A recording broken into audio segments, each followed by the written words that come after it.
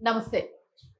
ఇన్నోవేటివ్‌గా murders చేయడం. So, ఇది తరచూ గూడా రోజుకొక రకమైన కొత్త తరం మర్డర్స్‌ని మనం చర్చించుకుంటూ ఉన్నాము, చూస్తూ ఉన్నాము.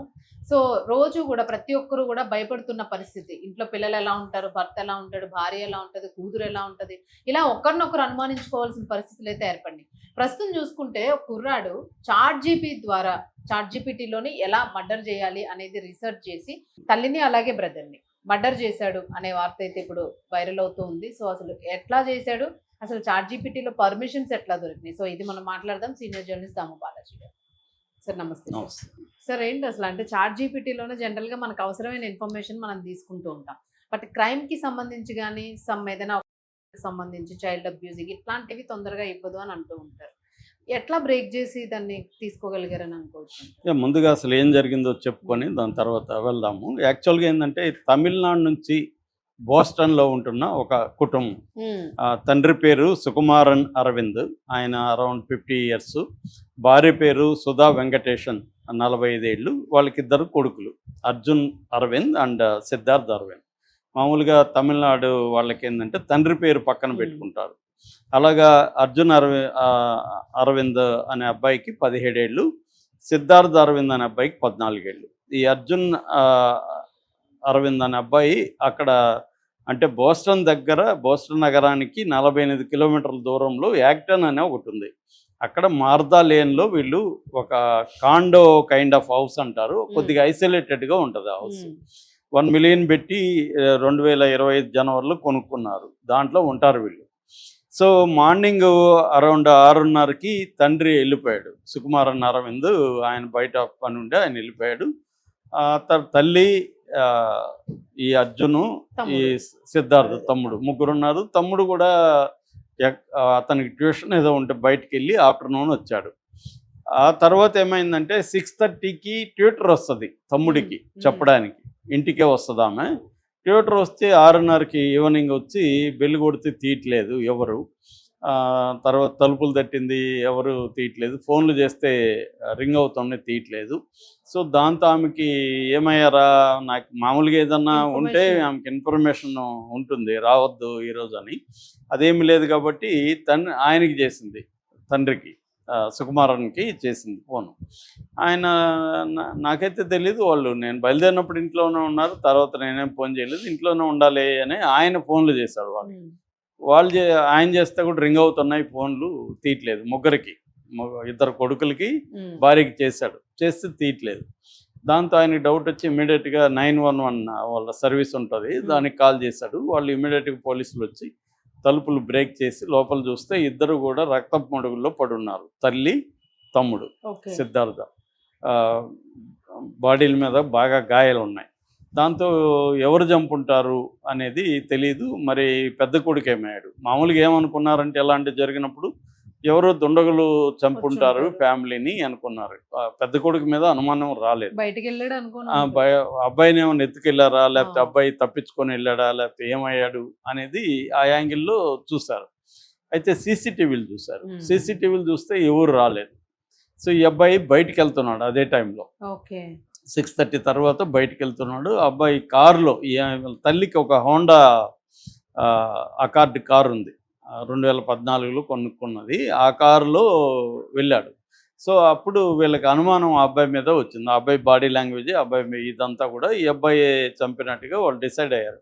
సో దాంతో ఎందుకంటే సీసీటీవీలో ఇంకా వేరే వాళ్ళు వచ్చినట్టుగా ఎక్కడా లేదు. సో దాంతో వాళ్ళు ఈ అబ్బాయి చనిపోయినాడని వెతకడం మొదలుపెట్టారు. మొత్తం మ్యాన్ హంట్ అంటారు, మ్యాన్ హంట్ మొదలైంది. చుట్టుపక్కల అన్ని ప్రాంతాలు వెతికితే అక్కడ వేలండ్ అని ఒక దగ్గరలోనే ఒక ప్రాంతం ఉంటే అక్కడ పార్కింగ్ లాట్లో అర్లీ అవర్స్లో ఇతన్ని పట్టుకున్నారు పోలీసులు. అతనేం ప్రతిఘటించలేదు, ఈజీగానే సరెండర్ అయిపోయారు. తీసుకెళ్ళి ఇప్పుడు అతన్ని జైల్లో పెట్టారు. టూ కౌంట్స్ ఆఫ్ మర్డర్ అంటారు. 2 counts ఆఫ్ మర్డర్, తర్వాత అది వెహికల్ థెఫ్ట్, ఇలాగ ఏవో 4-5 కేసులు అతని మీద పెట్టి జైల్లో పెట్టారు. సో తండ్రిని విచారించారు, ఎందుకు మీ అబ్బాయి ఇలా చేశాడు ఏంటంటే ఆయన కూడా నో క్లూ అంటున్నాడు. అంటే ఏవీ లేవు, గొడవలేం లేవు, మామూలుగా ఇళ్లలో ఉండే చిన్న ఇష్యూస్ తప్ప చంపేంత పెద్ద ఇష్యూస్ అయితే తల్లిని మీకు అతను లేదు. మరి నన్ను ఎందుకు వదిలేసి వాళ్ళిద్దరిని చంపడం కూడా నాకు అర్థం కావట్లేదు అనేది ఆయన అంటున్నాడు. సో దీని మీద అయితే ఆ అబ్బాయి అయితే ఏం మాట్లాడట్లేదు, అన్నిటికీ మౌనంగానే ఉన్నాడు, ఏం నోరు తెరవట్లేదు, ఎందుకు చంపావు ఏంటని. దాని తర్వాత అతను ఫోన్ అవన్నీ తీసుకొని చూస్తే చాట్‌జీపీటీని ఇతను 2 నెలల నుంచి ఈ విషయాల మీద చాట్‌జీపీటీతో ఇంటరాక్షన్‌లో ఉన్నాడు. ఓహ్! అయితే మామూలుగా చాట్‌జీపీటీ గాని లేకపోతే ఎనీ అదర్ గ్రోకో ఇలాంటివి ఏవైనా కూడా వాటికి ఇప్పుడు రిస్ట్రిక్షన్ పెట్టారు. ఏంట్లంటే ఇప్పుడు I want to kill somebody how to నాకు please help me how to kill అని అడిగామనుకో అది చెప్పదు. ఇట్ ఈజ్ ఇల్లీగల్ అని చెప్తుంది, నీకు అది కరెక్ట్ కాదని చెప్తుంది.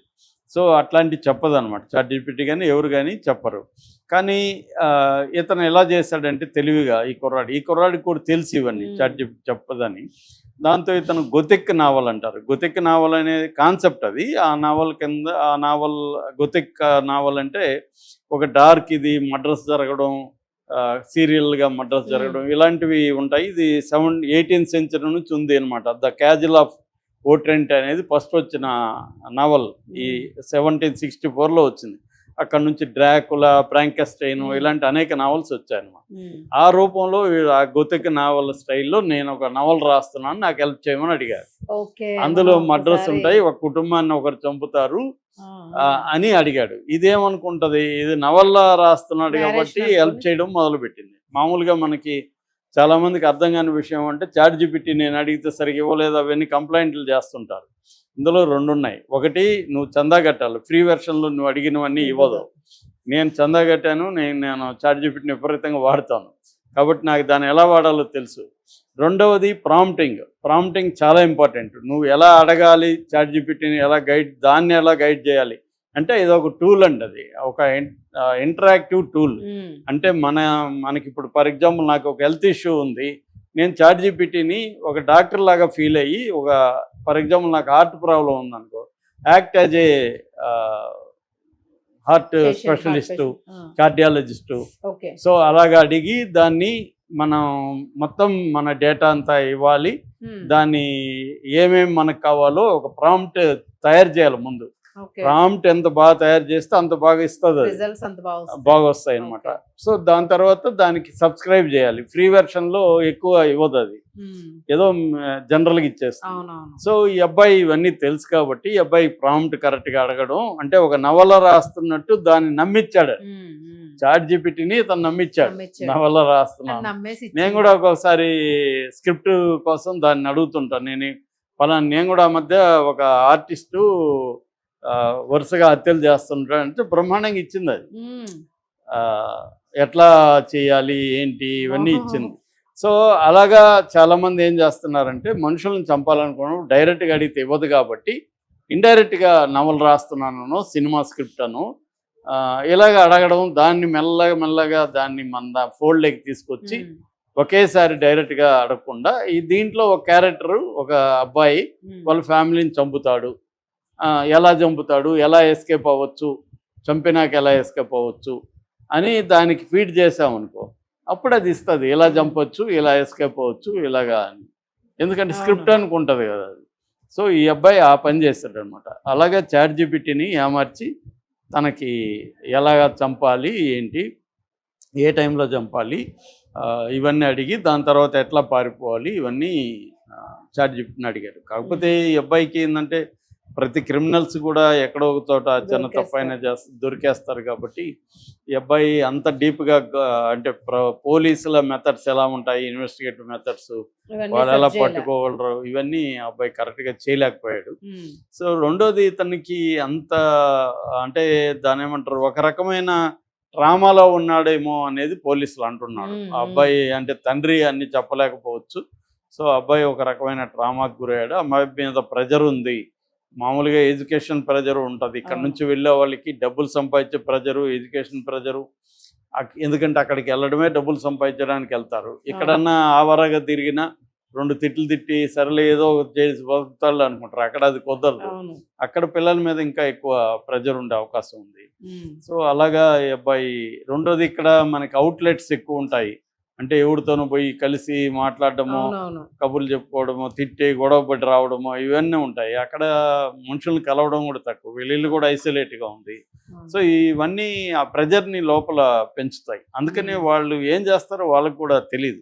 అందుకనే అమెరికా లాంటి దేశాల్లో ఎక్కువ థెరపిస్టులు ఎక్కువ ఉంటారు. సైకాలజీ, సైకియాట్రిస్టులు ఎందుకు ఎక్కువ ఉంటారంటే వాళ్ళు నిరంతరం స్ట్రెస్‌కి స్ట్రెస్సు, ఫ్రీగా మనుషులతో కలవలేకపోవడం, ఐసోలేషను. ఐసోలేటెడ్‌గా సో, లోన్లీనెస్ ఎకనామీ అంటారు ఓవరాల్‌గా. లోన్లీనెస్ ఎకనామీ అనేది చాలా పెద్ద ఎకనామీ అనమాట వెస్టర్న్ కంట్రీస్‌లో. సో, అలాగా ఈ అబ్బాయి మీద ప్రెజర్ అవన్నీ ఉండే అవకాశం ఉంది. ఇంకా డీటెయిల్ రిపోర్ట్ అయితే బయటికి రాలేదు. వచ్చే అవకాశం ఉంది. రైట్. Thank you.